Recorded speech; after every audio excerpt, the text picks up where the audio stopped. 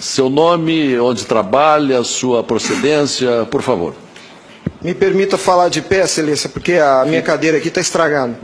Bom, esse é outro problema. Eu sou Felipe Marcelo Gimenez, eu sou procurador do Estado de Mato Grosso do Sul, minha OAB é MS 7580, estou aqui representando a Associação Pátria Brasil.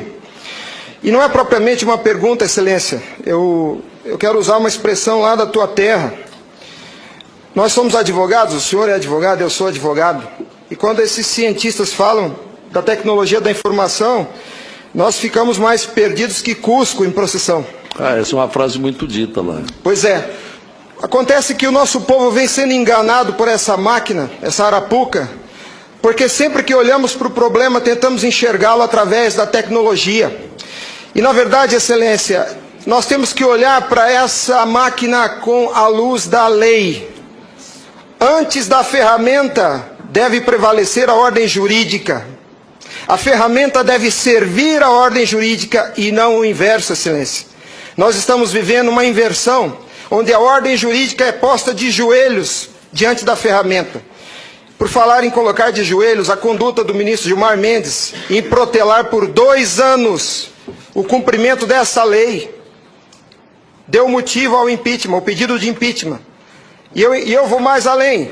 Me parece que, na verdade, a conduta dele configura o crime de prevaricação, porque se omitir na obrigação do ofício é prevaricação.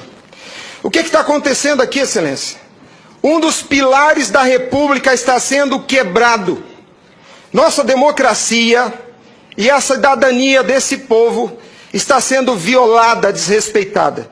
No entanto, eu quero lembrar aqui uma frase de Billy Graham, um homem que dedicou 99 anos da vida para o bem do próximo. Ele dizia: a coragem é contagiosa, e o senhor está vendo aqui só alguns dos corajosos que se levantaram. Há uma onda gigantesca sendo levantada nesse país, um tsunami que vem em direção a Brasília. Os cidadãos estão indignados. O Tribunal Superior Eleitoral não pode recusar o cumprimento à lei. Se fosse uma ordem judicial, o senhor, Excelência, não teria o direito de cumpri-la parceladamente. É uma lei, não tem vício de forma, nem de iniciativa, nem de conteúdo. Vou ao ponto. Fala-se muito da máquina, eu quero falar do ato jurídico. O senhor, como advogado, entende bem desse assunto. Somente o exercício do voto é secreto para garantir ao cidadão a liberdade de escolha. O ato seguinte, porque o processo eleitoral é feito de etapas, o ato seguinte é um ato administrativo. A contagem de um voto é um ato administrativo e se submete a um requisito de validade sob pena de ser nulo, que é o princípio da publicidade. Qualquer ato administrativo deve ser público. Entenda, Excelência, nós queremos auditar o fato jurídico, não é a máquina. Não nos interessa o software nem a máquina, nem antes nem depois. Nós queremos auditar o fato, que por natureza é um evento. O evento se perde. Por isso a necessidade de dar corpo físico ao fato da contagem do voto, para que se conheça, para que se cumpra o princípio da publicidade, porque a publicidade é erga omnes, é para todos os cidadãos, não é só para o eleitor que olha no visor. Essa contagem do voto deve ser feita para que todos os cidadãos tenham a oportunidade de fiscalizá-la. E não é a contagem de milhões de votos, é a contagem de um voto, de cada voto é um ato administrativo, e será nulo se não for público. Há vários princípios constitucionais que vêm sendo quebrados desde que essa arapuca foi inventada lá em 97. A cidadania, a publicidade, a moralidade, a legalidade e a própria república, porque nós cidadãos não temos sido respeitados na nossa escolha. Nossa escolha só será respeitada se ela for retratada no corpo físico da impressão para cumprir o princípio da publicidade. O exercício do voto é secreto, mas a contagem deve ser pública. E qual que é a artimanha da urna? Ela estende o segredo do exercício até a última etapa. E o sagrado BU, eu vou usar uma expressão de alguém, eu não lembro quem é o proprietário dessa frase. A seita do santo baite tem no altar o BU. O BU não prova nada, Excelência. Quando o BU é imprimido, já houve a contagem dos votos em segredo. A fraude já aconteceu, porque cada voto contado deve ser público. O BU informa ao senhor, Excelência, o total.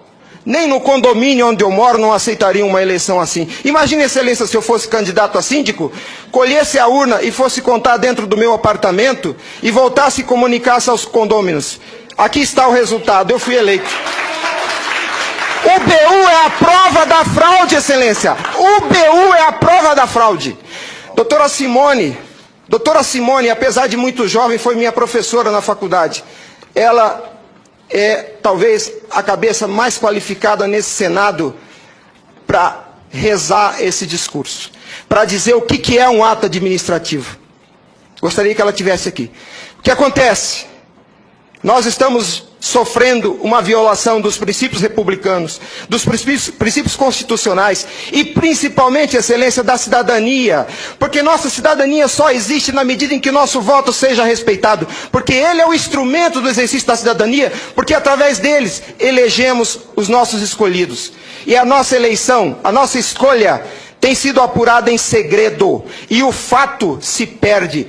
Por isso que os adeptos da seita do Santo Baite dizem que nunca há fraude. Porque quando se procurar o fato dentro da máquina, ele já não está mais lá, ele está no BU. E o BU só tem o total da contagem dos votos, excelência. Nós precisamos olhar para esse problema sobre a ótica da lei. Sobre a ótica da lei. Nós não podemos continuar aceitando esse engodo.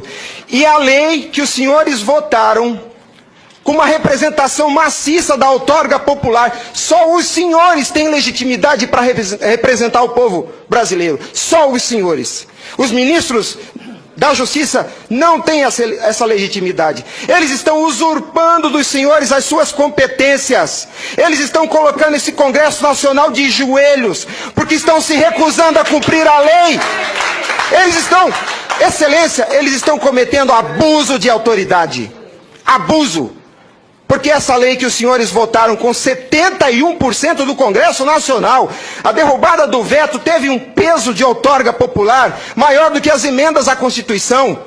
71% do Congresso Nacional disse, em nome do povo, será impresso o voto. E a lei, excelência, não tem discricionariedade. A lei não permite fracionamento. Fracionar o cumprimento da lei é um abuso, é uma violação, é uma teratologia.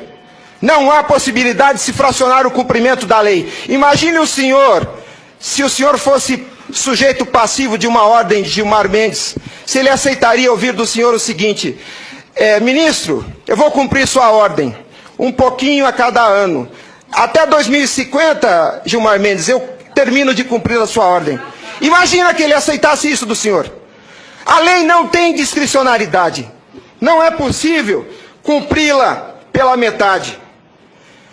Em resumo é isso, excelência. E por fim, o direito dos senhores, a sua autoridade como representantes do povo está sendo vilipendiada. E por quem? Vou dizer mais. Não é por juízes. Os ministros, quando sentam na cadeira do Tribunal Superior Eleitoral para administrar esse serviço público, que é a eleição é um serviço público, não é jurisdição, não é um ato jurisdicional. Quando eles lá, sentados em seus gabinetes, estão administrando o processo eleitoral, são administradores sujeitos aos princípios constitucionais, como qualquer agente do executivo. A hibridez da justiça eleitoral tem confundido o povo. Mas a competência se dá, a função se dá em razão do cargo, não do indivíduo. Quando eles estão se desincumbindo do processo eleitoral, estão executando ato administrativo, não são juízes. E vejam o absurdo, excelência, um administrador público que por acaso usa toga, se arvoca o poder de desrespeitar a lei que os senhores votaram. Nossa república está à beira do abismo. Se os senhores não se colocarem em pé e defenderem a sua legitimidade da outorga e aceitarem esse abuso de autoridade, acabou a república, excelência. Acabou a cidadania. Então nós somos escravos.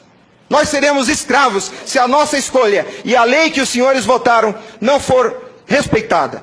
Obrigado.